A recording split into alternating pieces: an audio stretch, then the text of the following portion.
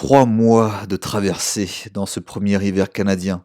Et enfin arrive le printemps en mars 2020. Un printemps que j'accueille volontiers et qui vient malheureusement accompagné de ce qu'on nommera bientôt le Covid-19.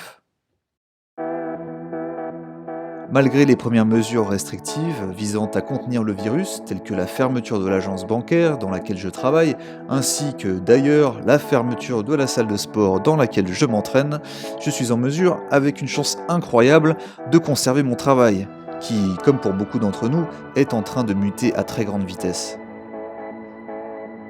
Ainsi, je continue de travailler à plein temps, mais à présent depuis chez moi. Les conversations avec mes collègues sont alors remplacées par les messages écrits et les appels occasionnels. Les petites réunions à l'agence, autour d'un donut bien sucré et d'un café bien corsé, sont remplacées par les grands meetings en visioconférence, animés par toute l'équipe de direction qui nous informe chaque semaine des nouvelles mesures répondant au Covid. Et tous ensemble, on avance à tâtons dans ce périple inconnu.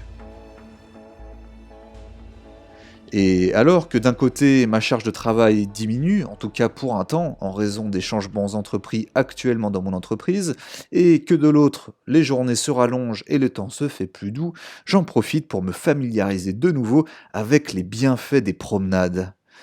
Je redécouvre ainsi toutes sortes de parcs qui habitent Vancouver. Le Trout Lake, notamment en semaine, durant ma pause déjeuner.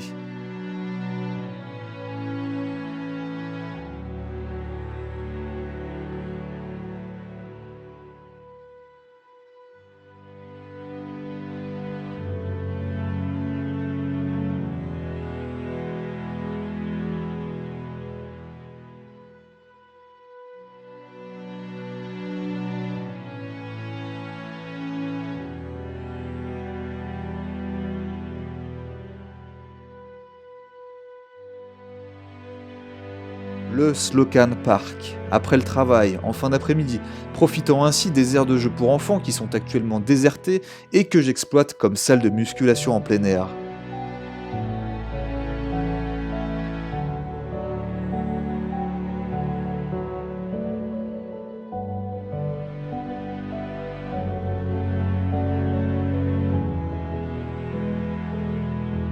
Et enfin, les week-ends, le célèbre Stanley Park.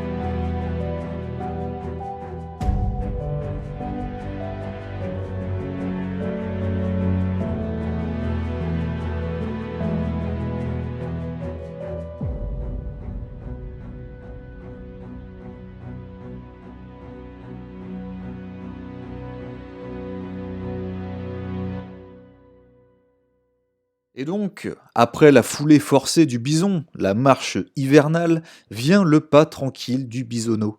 C'est la marche printanière.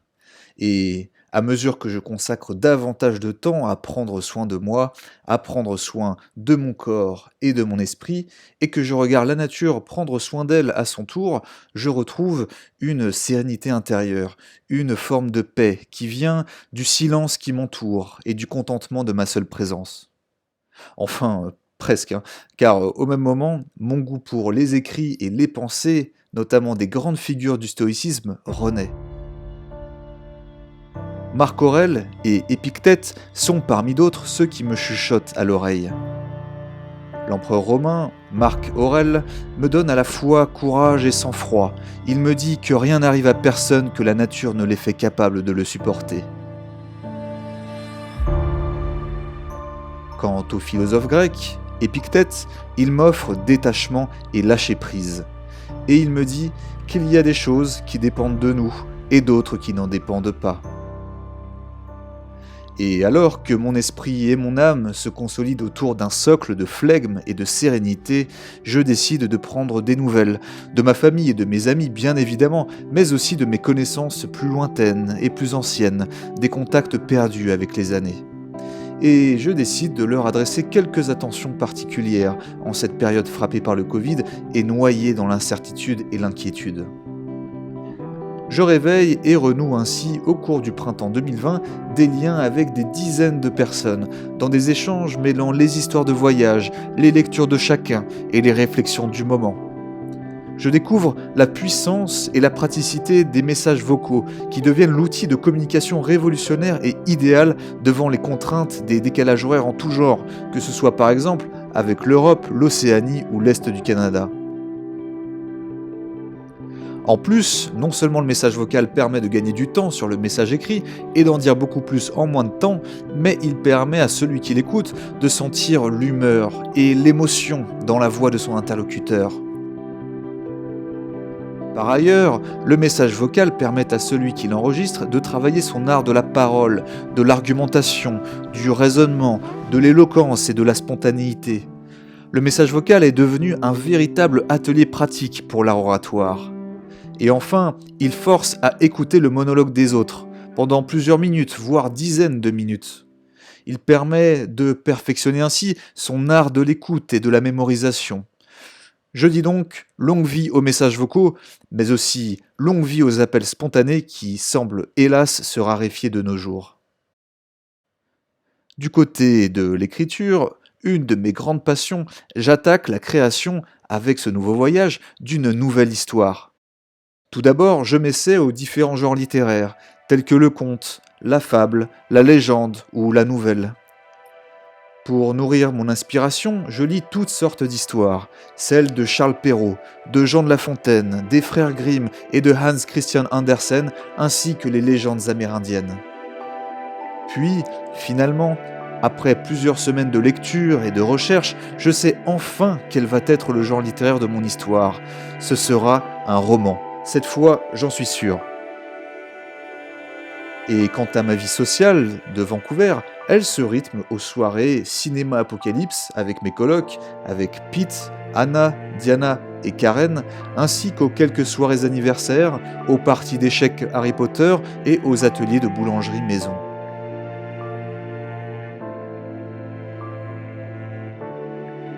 Et bien que l'ambiance covidienne soit autour de nous assez pesante, notre petite maison respire la convivialité, la douceur et le plaisir de vivre.